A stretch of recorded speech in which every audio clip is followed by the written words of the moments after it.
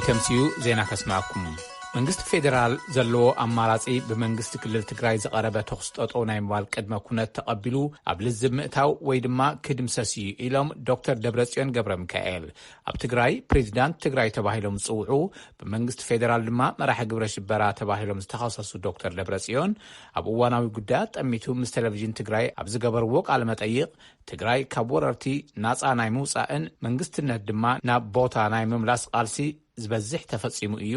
ዝተረፈ ድማ ኣብ ቀረባ እዋን ክዛዘም ኢሎም በተወሳኺ ድማ ህዝቢ ትግራይ ቀጻሊ ዕድሉ ዝውስነሉ ኩነታት ክሰናዳ እዩ ብምባል ተዛሪቦም ካሊ በመንግስቲ ትግራይ ዝወፀ መግለጽ ድማ ሓይልታት ትግራይ ኣብ ዝሓዝዎ ከባቢታት ክልላት ዓፋርን አምሓራን ሰላማዊ ሰባት መሰረተ ልምዓትን ታሪኻዊ ሓድግታትን ጉድኣት ከይወርዶም ኣድላይ ዘበለ ጥንቃቐ ይገብራሎ ክብል ኣፍሊጡሎ ድሕሪ ዜና ተወሰኸለና ማእኸላይ ኮሚቴ ህዝባዊ ወያነ ሓርነት ትግራይ ህወሓት ድሕሪ ናይ 8 ኣዋርሕ ኣኼባ ከም ዘካየደ ኣብ ዘውፅኦ ናይ ጽሑፍ ዜና ኣፍሊጡ ህወሓት ኣብ ዘካየዶ ኣኼባ እቲ ውድብን መንግስቲ ትክልልን ክጠናኸሩ ግደ ነይርዎም ንዝበሎም ኣካላት ኣመስኪኑ ህወሓት ብፓርላማ ኢትዮጵያ ኣሸባሪ ተባሂሉ መመዳዊ ይፍለጥ ሙሉጌታ ጽብሃ ሓፂር ጸብጻብ ልይኹልና ኣሎ ማእከላይ ኮሚቴ ህዝባዊ ወያነ ሓርነት ትግራይ ህወሓት ዓርቢ 30 ሐምለ 2013 ዓ.ም ኣብ ዘውፅኦ ናይ ጽሑፍ ዜና ድሕሪ 8 ዋርሕ ንፈለማ እዋን ኣኼባ ከም ዘካየደን እዋናዊ ጉዳያት ጠሚቱ ድማ ከም ዝገምገመ ኣፍሊጡ ህዝቢ ትግራይ መስደመም ቅያ ፈጺሙ እዩ ዝበለ እቲ ማእከላይ ኮሚቴ እቲ ውድብን መንግስቲ ትክልልን ጠንኪሮም ንክወፁ ልዑል ግደ ነይርዎም ንዝበሎም ኣካላት ድማ ምስጋና ኣቕሪቦም አባላት ዲያስፖራ ተጋሩ ዲፕሎማሲያዊ ዓወት ንክርከብ ልዑል ግደ ነይርዎም ዝበለ እቲ ማእከላዊ ኮሚቴ እዚ ድማ አጠናኺሮም ከቕጽሉ ይግባይሉ እቲ ኮሚቴ ሰራዊት ትግራይን ኣመራርሑን ትግራይ ተዓዊታ ንክትወጽእ መስዋዕትነት ከፊሎም እዮም ክምስገኑ ድማ ይግባእ ብምባል ገሊጹ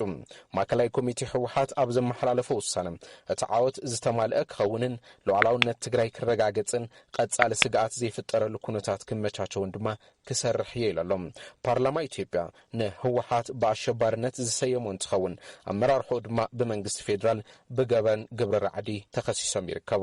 ተወሳኺ ድማ ህወሓት ኣብ መዋሰኒ ክልላት አምሓራን ዓፋርን ነገር ይጽሕትረሎ ብምባል በመንግስት ኢትዮጵያ እናተኸሰሰ ይርከብ ንድምፂ አሜሪካ ሙልጌታ ጽቡሃ መቐለም ኣብ አዲስ አበባ ሰራዊት መከላኸሊ ኢትዮጵያ ዝድግፍ ሰልፊ ትማል ከም ዝተኻየደ ተፈሊጡ ኣብቲ ነበርቲ ወረዳታት ፍንፍኔ ኦሮሚያ ዝተፈላለዩ ወረዳታት ዝተሳተፉሉ ሰልፊ ኣብ ልዕሊ ኢትዮጵያ ይፍጸም ዘሎ ኢፍትሓዊ ጣልቃ ምትእትታው ንዝበልዎ ንምቅዋም ከም ዝኾነ ምክትል ከንቲባታ ከተማ አዳነች አቤቤ ተዛሪበን ትብል ነቲ ሰልፊ ዝተኸታተለት ወኪልና ፀሐይ ዳምጠው በትረ ስልጣን ተርጉሙ ቀርቦ እዩ ኣብቲ ንሰራዊት ኢትዮጵያ ንምድጋፍን ህወሓት ንምቅዋምን ተባሂሉ ኣብ መስቀል ኣደባባይ ዝወፀ ልዕሊ 50,000 ህዝቢ ከም ዝተሳተፈ እቲ ዜና ይገልጽ ኣብቲ ሰልፊ መደረ ዘስማዓ ምክትል ከንቲባ እታ ከተማ አዳነች አቤቤ ኢትዮጵያ ንሰላም ቀዳምነት ትህብ እያ ኢለን ኢትዮጵያ ንዘመሓድራ መንግስቲ መሪፃ እያ ዝበልኣተን ምክትል ከንቲባ ብህዝቢ ኢትዮጵያ ዝተወገደ ኣካል ናብ ስልጣን ክምለስ ናይ ወፃኢ ሓይልታት ይሰርሑ ኣለዉ ብምባል እውን ነቒፈን የተለያዩ ተቋማትን ዓለም አቀፍ ማህበረሰብን ሁሉ ንዝተፈላለዩ ዓለም ለኸ ትካላትን ማሕበረሰብ ዓለምን ከምዚ ክንብሎም ንደሊ ዝበልኣተን ምክትል ከንቲባ ኢትዮጵያውያን ተቃሊሶም ንዘውደቕዎ ጉጅለ ሽብር ኢለን ዝገልጽኦ ህወሓት ካብ ዝሞተሉ ንምትንሳእ ዝግበር ጻዕሪ ንቃወሚና ቀይሕ መስመርና ኣይትሕለፉ ንብሎም ኢለን እተን ምክትል ከንቲባ ኣብቲ መድረኽ መደረ ዘስምዑ ፕሬዚደንት ክልል ኦሮሚያ ሽመልስ አብዲሳ ብወገኖም ህወሓት ከፋፊሉ ንኢትዮጵያውያን ክጻዕኖም ኣይኽእልን ኢሎም ኢፒኤልኤፍ ዳግም በከፋፍለ ግዛ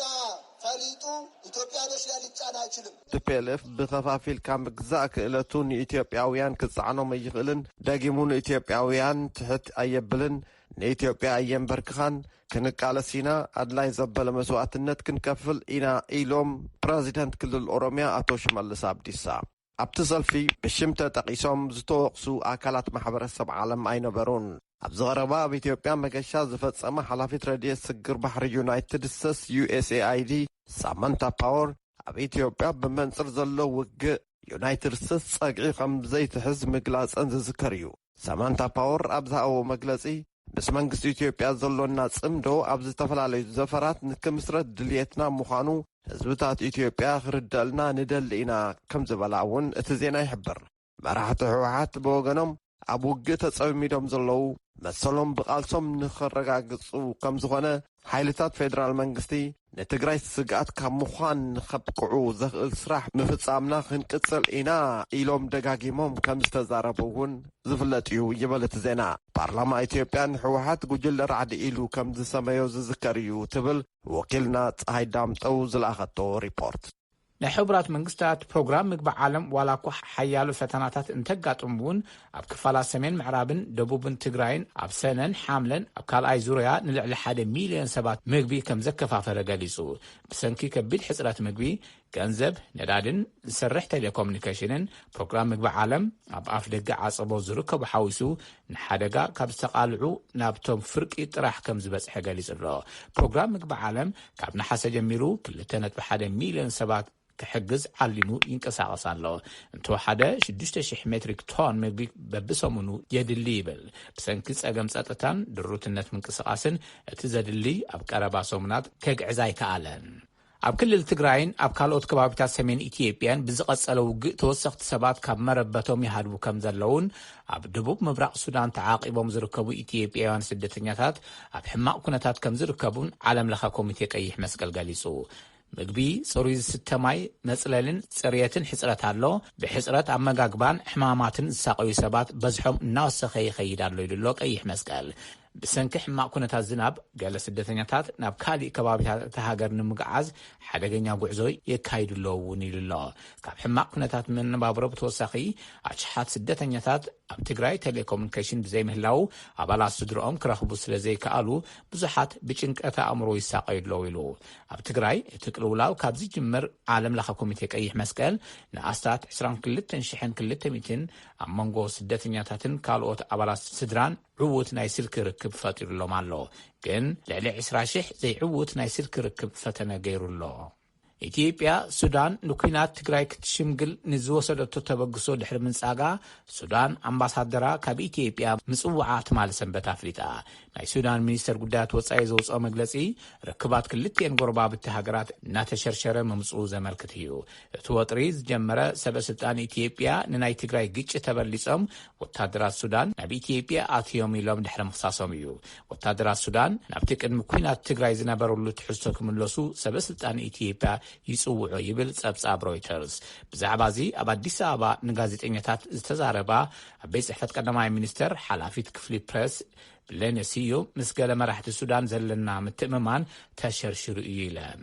The relationship with Sudan at this point is a little bit tricky because the level of trust with some leaders has already been eroded. ኣብዚ እዋን እዚ ምስ ሱዳን ዘለና ርክብ ኣጸጋምን ጥንቃቐ ዝሓትትን እዩ። ምክንያቱ ምስ ገለ መራሕቲ ዘለና ናይ ምትእማን ደረጃ ተሸርሽሩ ኣሎ። ብፍላይ ድማ ሰራዊት ሱዳን ኣብ ደቡብ ኢትዮጵያ ብዘካይዱ ወራር ዝተኣሳሰረ እምነት ድማ ንዝኾነ ይኹን ሽምግልና ወይ ድርድር መሰረት እዩ። ስለዚ ሱዳን ከምዚ ዝበለ ድርድር ንምምችቻው እትኽእል እምንቲ ሃገር ኮይና ክትረአ መጀመርያ እቲ ጉዳይ ክፍትሕ ኣለዎ እየን ኢለን። ላዕለዎት ሰበስልጣን ሶማልያን ኬንያን ብሰንበት ድሕሪ ዘካየድዎ ርክብ ሓርፊፉ ዝጸንሐ ዝምድና ክልቲአን ሃገራት ይመሓየሽ ከም ዘሎ ተገሊጹ። መሓመድ ካህዬ ካብ ሞቃዲሾ ንዝለኣኾ ጸብጻብ ኣብርሃም ተስፋልኡል ተርጊምዎ ኣሎ። መን ኣብ ወርቂ ከተቕርቦ እያ። በሚኒስትር ወጻኢ ጉዳያት ኬንያ ሬቸል እማሞ ዝምራሕ ልኡኽ መንግስቲ ኬንያ ምስ ቀዳማይ ሚኒስትር ሶማል መሐመድ ሐሰን ሮቤል ተራኺቡ ዘትዩ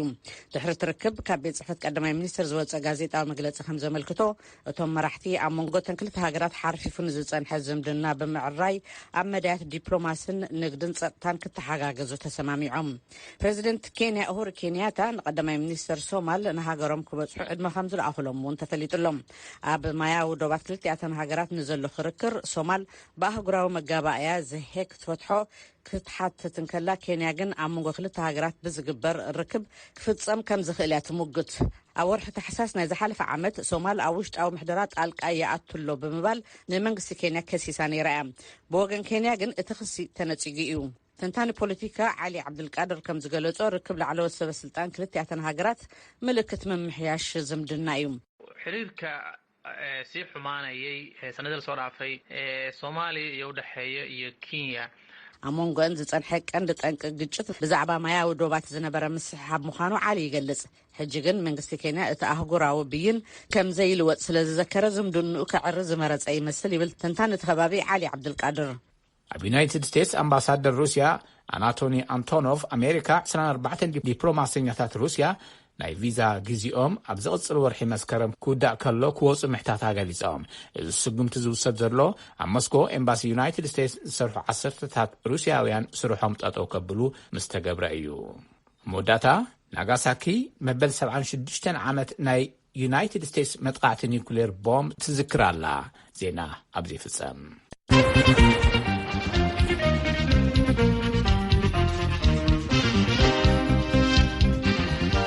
መስግነካ ገብረ ዜና ናብ ዘለው ምድላዋትና ክንሓልፍ ፈለማ ንሪኦ መንግስቲ ፌደራል ዘለዎ ኣማራፂ ብመንግስቲ ክልል ትግራይ ዝበልዎ ፌደራል መንግስቲ ግን ፈሪሱ እዩ ዝበሎ ኣካል ዝቐረበ ተኽሱ ጠጠው ናይ ምባል ቅድመ ኩነት ተቐቢሉ ኣብ ልዝምእታው ወይ ድማ ክድምሰስ ኢሎም ዶክተር ደብረጽዮን ገብረ ሚካኤል ኣብ እዋናዊ ጉዳያት ጠሚቱ ምስ ቴሌቭዥን ትግራይ ቃለ መጠይቕ ዝገበሩ ዶክተር ደብረጽዮን ህዝቢ ትግራይ ቀጻሊ ዕድሉ ዝውስነሉ ኩነታት ክሰናዳ ኢሎም ኣለው። ሙልጌታ ጽባሃ ተወሳኽሎ ኣብ ትግራይ ፕሬዚደንት እቲ ክልል ተባሂሎም ዝጽውዑም መንግስቲ ፌደራል ድማ መራሒ ጉጅለ ኣሸባሪ ተባሂሎም ዝተኸሰሱ ዶክተር ደብረጽዮን ገብረ ሚካኤል ኣብ ቴሌቭዥን ትግራይ ብቋንቋታት ትግርኛን ኣምሓርኛን ኣብ ዝሃብዎ ቃለ መጠይቕ ህዝቢ ትግራይ ኣብ ዝሓለፉ 8 ወርሕ ወረርቲ ሓይልታት ብዝበልዎም ብዙሕ በደል ከም ዝተፈጸሙ እዮም ተዛሪቦም። ኣብ ላዕሊ ህይወትን ኣካልን ሰባት ዝበጽሐ ጉድኣት፣ ኣብ ላዕሊ ደቂ ኣንስትዮ ዝተፈጸመ ጾታዊ መጥቃዕቲ፣ ብተወሳኺ ድማ ኣብ ላዕሊ ህዝባውን መንግስታውን ትካላት ዝበጽሐ ዘረፋን ዕንወትን ከቢድ ነይሩ ብምባል ገሊጾም እዮም። ኣብዚ ሕዚ እዋን እውን እዚ ግፍዒ ኣብ ላዕሊ ህዝቢ ምዕራብ ትግራይ ይፍጸመሎ ብምባል እዮም ዝኸሰሱ። ህዝቢ ተቓሊሱ ኣብ ውሽጢ 8 ወርሕ ተኣምር ዝበሃል ዓወተ መዝጊቡ ብምባል እዮም ዶክተር ደብረጽዮን ገብረ ሚካኤል ዝተዛረቡ። ኣብ ወርሒ 2-3 ወርሒ ክፍለ ሰራዊታት ሒዝካ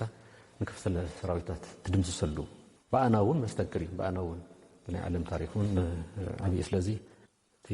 ዘይተመልአ ክንብል ከለና ዘመዝገብ ናይ ዓወት ግን መስተንክራዊ ምዃኑ ድማ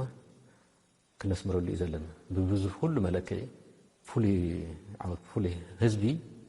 ተቐጥቂጡ ህዝቢ ፈሪሑ ተንበኪኹ ከምዘይነብር ጥራሕ እንተይኮነስ ኣብ ሓፂር ግዜ ግልብጥጥ ከም ዘብላ ሓድሽ ታሪክ ትግራይ ተፈፂመሎ። ሰራዊቶም ኣብ ዝሓዞም ከባቢታት ክልል ኣብ ላዕሊ ህዝብን ንብረትን ዝበጽሐ ጉድኣት ድማ መጽናዕቲ ከም ዝተጀመረ ዶክተር ደብረጽዮን ገሊጾም። በዚ ድማ መብዛሕትኦም ዝዓነዉ ትካላትን ዝተቋረጹ ኣገልግሎትን ኣብ ውሽጢ 1 ዓመት ናብ ዝነበሮ ንምምላስ ተሊምና ኣለና ክብሉ ተዛሪቦም። ዶክተር ደብረጽዮን ኣብ ቃለ መጠይቖም መንግስቲ ትግራይ 3 ዕላማታት ነይሮሞ። እቲ ቀዳማይ ትግራይ ካብ ወረርቲ ነጻ ምውፃእ፣ እዚ ድማ ኣብ መብዛሕትኡ ከባቢታት ተፈጻሚ ኮይነሎም። ካልኣይ ድማ ብህዝቢ ዝተመረጸ መንግስቲ ናብ ቦትኡ ብምምላስ ኣብ ኩሎም ከባቢታት ዝነበሩ ምምሕዳር ተመሊስካ ምጥያሽ፣ እዚኦም ድማ ነጻ ዝወፁ ከባቢታት ተፈጺሙ ኢሎም ዝተረፈ ድማ ኣብ ቀረባ እዋን ክዛዘም ብምባል እዮም ገሊጾም። ሳልሳይ ኢሎም ዝገለጽዎ ድማ ህዝቢ ትግራይ ቀጻሊ ዕድሉ ዝውስነሉ ኩነታት ምስንዳእ እዩ። እዚ ድማ ድሕርቲ ኩናት ክካየድ እዩ ብምባል ተዛሪቦም። ስለዚ ድሕሪ ኩናት ከም ህዝቢ ትግራይ ሓሲብና ቀጻሊ ጉዕዞና ተማኺርና ክንውስን ከዓ ኣለና። ስለዚ ናይ ውሳነ ነገር እውን ኣሎ ነው ይመስል ዓርሶ ውሳነና እውን ቃለስ መስል ዓርሶ ውሳነና ክኽበር ንሮ ዘለና ምምሕዳርና ጥራሕ ማለት ይኮነ ቀጻሊ ጉዕዞና ስታይ ይኸው ውሳነ ዝሓትት ታይና ኮን ደሊ ታይና ምምሕዳርና እንደሊ ከምታ ናፍታ ዝነበርና ዲና ንኣቱ ናፍታ ዝነበርና ከም ዘሎ ሕግና ኣተን ከለ ሕዝብና ውግእና ዘለና ናይ ባዕልና መንግስቲ ናይ ባዕልና ሃገር ዲና ነጣሽ ካልኦት መማርፅታት ደለው ተዛቲና ክንውስን ኣለና። እቲ ናይ መስል ዓርሶ ውሳነ ትውግኡን ስለዘይተወደአ ናብ ውሳነ ክንኣተን ንኽእልን እቲ ነካይዶ ዘለና ውግእ ነቲ መሰል ዓርሶ ውሳነናውን ሙሉእ ብምሉእ ንክንውስን ዘኽእለና ምቹ ኩነታቱ ክፈጥር ኣሎ ንሱ ገና ኢና ቀልጢፉ ግን ክፍጠር ዝኽእለሉ ዕድል ኣሎ። ኣብዚ ሕዚ እዋን ውግኣት ከም ዝቐጸሉ ዝተዛረቡ ዶክተር ደብረጽዮን ሰራዊቶም ኣብ ዝኣትዎም ከባቢታት ክልል ዓፋርን ኣምሓራን ብህዝቢ ምትሕባር ይግበረሉ ከም ዘሎ ተዛሪቦም እዮም። ተኽሲ ጠጠው ንምባል መንግስቲ ትግራይ ቅድመ ኩነታት ኣቐሚጡ እዩ ዝበሉ ዶክተር ደብረጽዮን መንግስቲ ፌደራል ዘለዎ ኣማራፂ እቲ ቅድመ ኩነት ተቐቢሉ ምልዛብ ተዘይኮይኑ ድማ ክንድምስሶ ኢና ክብሉ ተዛሪቦም። ናይ ማን ዘተ ዝደሊ ሓይሊ ንሳተን ርእዩ ይምፀና ኢና ንዘልና ሰውኢልና እንረኸሞ ሓደ ዓዲ ኣብ ፀሓሕና ወይ ተረኣይና ሰላም ተባሂልና ብስሩ ትርጉም ስለዘይብሉ ማለት እዩ እዚአን ፈሊጥ ይምፃእ እስራኤል ለኒ እንተይሉ ብኢተር ንዋጋእ ኢና እዩ ንፅበይ ነገር የለን ብቕልፅምና ኢና ሕዝቡን ኩለን ክንምፀን ወይ ተደራዲርና ወይ ወቂጥና ስለዚ ወይ ከጥፉኡን እዮም ክድምስሱን እዮም ወይ ዛና ድርድር ኣትየ ክፀንሕ እሞ ዕድል ተረሂበ ንባዕለይ ዝኾነ ነገር ከመዓር ስለዚ ናቱ እያ ክልተ መረፃ ንብለን ዘለና እዩ ምሰኒን ንተወሳኺ ጥፋኣት ህዝቢ ምስላፍ ግቡእ ኣይኮነን ዝበሉ ዶክተር ደብረጽዮን ካብ ዝተፈላለዩ ክልላት ዝተውጻጹ ናብ ግንባር ዝስለፉ ዘለዉ ድማ ጠጠው ኢሎም ክሓስቡ ይግባእ ኢሎም ሰራዊት ትግራይ ፍትሓዊ ሕቶ ሒዙ ዝተልዓለ ብምዃኑ ዝኾነ ሓይሊ ጠጠው የብሉን ክብሉ ድማ ሓቢሮም እዮም። ካሊእ ብመንግስቲ ትግራይ ዝወፀ መግለፂ ድማ ሓይልታት ትግራይ ኣብ ዝሓዝዎም ከባቢታት ክልላት ዓፋርን ኣምሓራን ሰላማዊ ሰባት መሰረተ ልምዓትን ብተወሳኺ ድማ ታሪኻዊ ሓድግታት ጉድኣት ከይበጽሖም ኣድላይ ዘበለ ጥንቃቐ ይግበረሎ ክብል ኣፍሊጡ እዩ። ኣብዚ ጉዳይ ካብ መንግስቲ ፌደራል መልሲ ንምርካብ ኣብ ክልል ትግራይ ግልጋሎት ስልክን ኢንተርኔትን ብዘይ ምህላው ኣይከኣልኩን። ኮይኑ ግና ኣብ ዝሓለፈ ሰሙን ሚኒስተር ጉዳያት ወጻኢ ኢትዮጵያ ተግባር ሕወሓት ንትዕግስቲ ፌደራል መንግስቲ ከም ዝፈተኑን ካብ ምክልኻል ናብ ምጥቃዕ ንክሰጋገር ይደፍኦ ከም ዘሎ ኣጠንቂቑ እዩ። መንግስቲ ኢትዮጵያ ኣብ ክልል ትግራይ ንዘሎ ኩነታት ነባሪ ፍታሕ ንምምጻእ ዘይፈንቀሎ እምኒ የለን፣ ነገር ግን ሕወሓት ንዝቕጽሎ ውግእ ናብ ጎረባብቲ ክልላት ንምስፋሕን ነቲ ሃገር ናይ ምፍራስ ምንቅስቃስ ግብረ መልሲ መሃብ ይግደደሎ ክብል እዩ ሚኒስተር ጉዳያት ወጻኢ ኢትዮጵያ ዝገለጸ። መንግስቲ ክልል ኣምሓራ ድማ ኣሸባሪ ኢሉ ብዝጸውዖ ሕወሓት ወረራ ከም ዝተፈጸመሉ እዚ ድማ ንምምካት ናይ ህልውና ወፍሪ ህዝቢ ክኸትት ይግባእ ብምባል ጻውዒት ኣቕሪቡ እዩ። ኣብ ጉዳይ ትግራይ ኣብ ዝሓለፈ ሰሙን መግለፂ ዝሃበ ቤት ጽሕፈት ጉዳይ ወጻኢ መንግስቲ ኣሜሪካ ኣብ ትግራይ ዘሎ ቅልውላው ብልዝብ ክፍታሕ ይግባእ፣ ብተወሳኺ ድማ ሓይልታት ኤርትራ ካብ ትግራይ ሙሉእ ብምሉእ ክወፁ ይግባእ፣ ሓይልታት ኣምሓራ ካብ ምዕራብ ትግራይ፣ ሓይልታት ትግራይ ድማ ካብ ዓፋርን ኣምሓራን ዝሓዝዎም ከባቢታት ክወፁ ይግባእ ምባሉ ይፍለጥ። ንድምፂ ኣሜሪካ ሙልጌታ ጽብሃም መቐለም።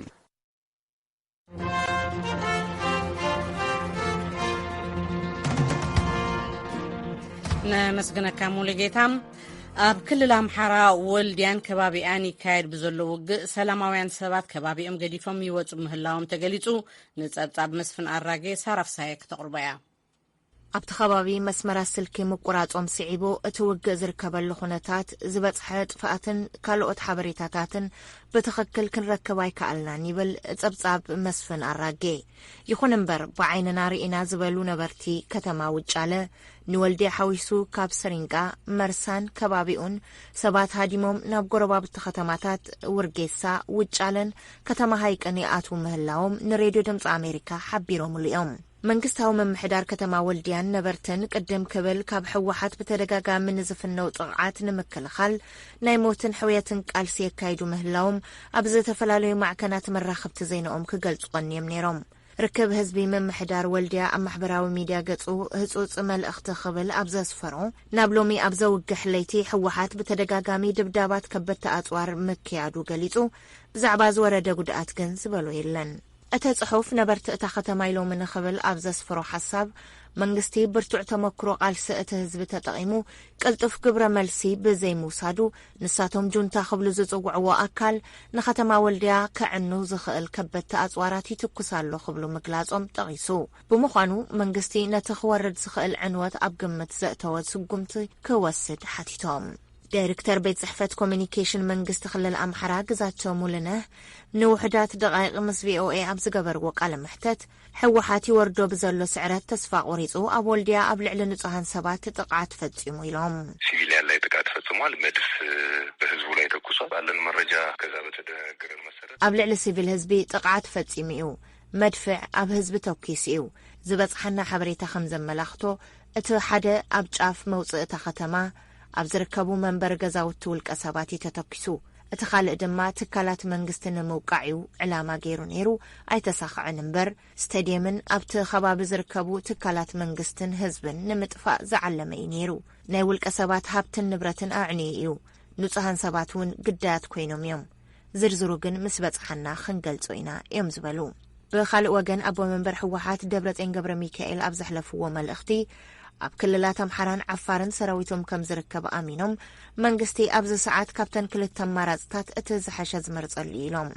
ወይ ዘቕረብዎ ቅድመ ኩነት ተቐቢሉ ምቁራጽ ተጻብኦ ምግባር ወይ እውን ክድምሰስ እዩ ኢሎም ይብል ጸብጻብ መስፍን ኣራጌ። ብተመሳሳሊ ሪፖርተርና ሙልጌታ ኣጽብሃ ካብ መቐለ ኣብ ዝለኣኾ ጸብጻብ ንባዕሎም መንግስቲ ትግራይ እናበሉ ዝጽውዑ ሓይልታት ዝሃብዎ መግለጺ ከም ዝሕብሮ ሓይልታቶም ኣብ ዝሓዝዎም ክልላት ዓፋርን ኣምሓራን ዝርከቡ ሰላማውያን ሰባት መሰረተ ልምዓትን ታሪኻዊ ሓድግታትን ጉድኣት ንኸይበጽሖም ኣድላይ ጥንቃቐ ይግበር ኣሎ ምባሎም ጸብጺቡ ቤት ጽሕፈት ምክትል ቀዳማይ ሚኒስትር ኣብ ማሕበራዊ ገጹ ኣብ ዘስፈሮ መልእኽቲ ምክትል ቀዳማይ ሚኒስትርን ሚኒስትር ጉዳያት ወጻእን ደመቀ መኮነን ኣሸባሪ እናበለ እቲ ጽሑፍ ዝጸውዖ ህወሓት ኣብ ዝተፈላለዩ ከባብታት ክልላት ዓፋርን ኣምሓራን ይፍጽሞም ኣሎ ዝበሎም ወራራት ጥቃት ቅትለትን ስርቅን ንመክልኻል ኩሉ ህዝቢ ዘየዳግም ስጉምቲ ብምውሳድ ሃገሩ ክከላኸል መልእኽቲ ምሕላፎም ገሊጹ በአቶ ደመቀ ዝተመርሐ ጉጅለ ልኡኽ በኸባቢ ጋይንት ንኣንፈት ጨጭሆ ኣብ ወረዳ መቄት ከባቢ ወረዳ ደብረ ዘቢጥ ወራር ህወሓት ንምምካት ተሰሊፉ ዝተባሃለ ሰራዊት ሓይሊ ምክልኻል ፍሉይ ሓይሊ ምልሻን ፋኖን ተዓዚቦም ይብል ጸብጻብ መስፍን ኣራጌ መስግነክ ሰራ ዝቕጽል ስፖርታዊ ጸብጻብ እዩ ናብ በትረ ስልጣን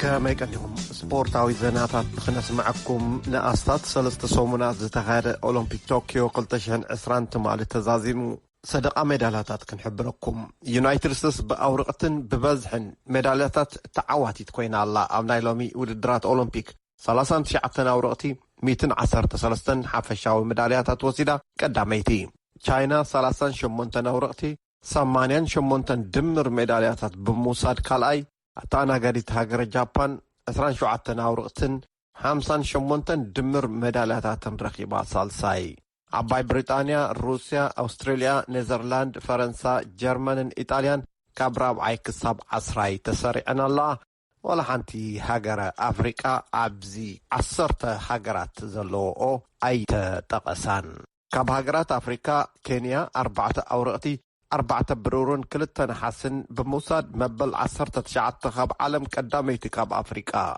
إثيوبيا كاب عالم مبل 56 كاب أفريقيا حمشيتي إثيوبيا حدا ورقي حدا برورون كلتنا حسن رغب الله دهري 4 عمت ودرات أولمبيك ناي مدلاو عدل رغب الله باريس فرنسا كوين الله ناب كالو زيناتات كنسجر كعسو اجري أرجنتيناوين كوخب تسلافاي غانتا بارسلونان ليونيل ميسي كابتا غانتا تدفئون قوص كمزتقبر إنا نبع مجلس هيبو أبقرمي أبالات تا غانتا دقفتن ريبورتراتن تمال السنبت مجلس ذهاب ميسي مس بارسا زنحل وان أبكعو إلو الله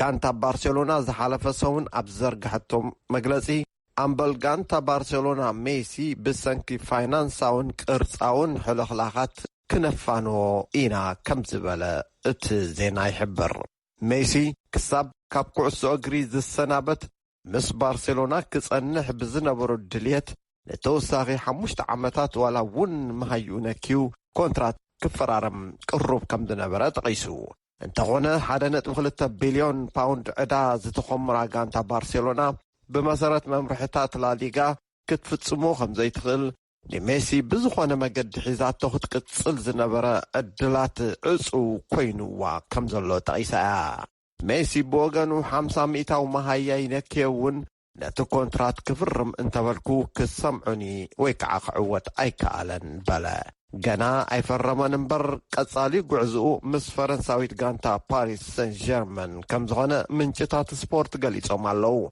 غانتا باريس ني ميسي نمعداق زخلا 21 مليون باوند نخلت عمتات كتفرمو دليتاك كمزغانا ملكت ترأيو مالو نميسي نمعداق دما 10 أبالات اتا غانتا نخت شطهم وطينا كمزلا زرهمنا زينا تغيسو الله إذا كمزيلو كله بارسلونا حدش زبن دحرم ميسي تمالي جميرا مستالياناويت غانتا جوفنتوس محزنة وقت منيروا أنصار اتي دقفت مارسا كند صالعينا ايلوم زقلسو كريستيان رونالدو زسلف الله غانتا جوفنتوس رونالدو ملو 9 دقائق تصاويتو اللو ابت ستاديوم جون كروف استخيرا قطم بارسلونا اب كند ميسي اب زقربا زعدقتو هولنداوي منفس ديبي أصل لفانيرات مالي بصفي حفلالاي وانتعويتا 3-0 كريستيان رونالدو نكعسو بزحازة قطري ابت ستاديوم زاتو ابكرتي كعسو اغري ሜሲ እናበሉ ክሕርቕዎ ይፍትኑ ነይሮም ዝተዓወቱውን ይመስሉ ሮናልዶ ዋላ ሓንቲ ሸተውን ከየመዝገበ እዩ ካብ ስታድየም ወፅዩ ጋንቱ እውን 3-0 ተሳዒራ ኣላ እዚ ሬድዮ ድምፂ ኣሜሪካ እዩ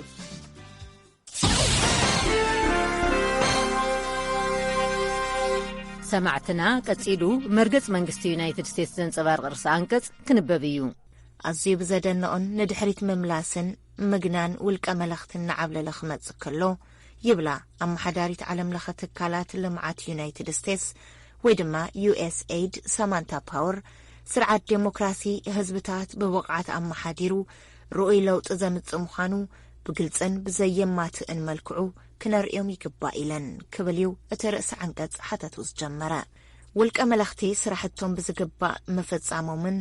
ዴሞክራሲ ክትግብሮ ብዘይኽእል መገዲ ምዕማሞም ዘመላኽት ግጉይ ሓበሬታ ኣብ ምግዋሕ ይርከቡ ይኹን እምበር እተባህላ ግን ግልጽ ሓሶት እዩ ይብላ ፓወር ፊደም ዝተባህለ ዘይመንግስታዊ ትካል ምርምር ኣብ ዝሓለፉ 25 ዓመታት ዴሞክራሲያዊ ስርዓትን ኣሰራርሓን ዝስዕባ ዴሞክራሲያውያን ሃገራት ካብ ምህርቲ ውሽጢ ሃገረን ብነብሲ ወከፍ ዜጋ 20 ዕብየት ከም ዘምጽኣ መጽናዕትታት ብዙሓት ተመራመርቲ ዴሞክራሲ የርእዩ ንቁጠባ እዘን ሃገራት እቲ ዝዓበየ ፈተና ኮይኑወን ዝርከብ ግዕዚና እዩ ወነንቲ ቁጠባ ብልሽዋት ፖለቲከኛታትን ድሌታቶም ንምዕዋት ዶብ ዝሰግሩ ኔትወርክታት በመዘርጋሕ መረባእቲ ዴሞክራሲ ከበላሽዎ ይኽእሉ USAID ኣብ ኩሎም ትካላቱ ኣንጻር ግዕዚና ዝግበር ጻዕሪ ንምዕባይን ምስ ርእሶም ንምዋሃድን ብመዳይ መንግስቲ ኣካላት ፍትሕን ትካላት ቁጠባን ንዝገብርዎ ጻዕርታት ዝሕግዝ ኣንጻር ግዕዚና ግብረ ሓይሊ ኣጣይሹ እዩ እዚ ግብረ ሓይሊ ቅልጡፍ ምላሽ ዝህብ ሜላ ኸጣይሽ እዩ USAID እውን እቲ ሰፊሕን በዓል ብዙሕ ጨንፈራቱን ዝኾነ ፕሮግራማቱ ዴሞክራሲያዊ ስርዓትን ኣንጻር ግዕዚናን ወሰንቲ መማሓይሽታት ብቕልጡፍ ምትእትታው ጻዕርታት ሚኒስትር ጉዳያት ወጻኢ ይዕውት ንመሳለጢ እዚ ቅልጡፍ ጻዕሪ ምላሽ ዝኸውን ብምሕዳር ባይደን ኣብ ሓድሽ በጀቱ $50 ሚልዮን ክህብ ወሲኑ እዩ USAID እቲ ገንዘብ ካብ ትካላት መንግስቲ ስጋብ ሲቪል ማሕበራት ዘለዎ ተዋረድ ይከታተል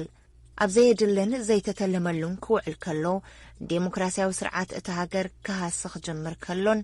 USAID እቲ ሓገዛዊ ገንዘብ ካብ ትካላት መንግስቲ ናብ ሲቪል ማሕበራት ከዛውሮ ይኽእል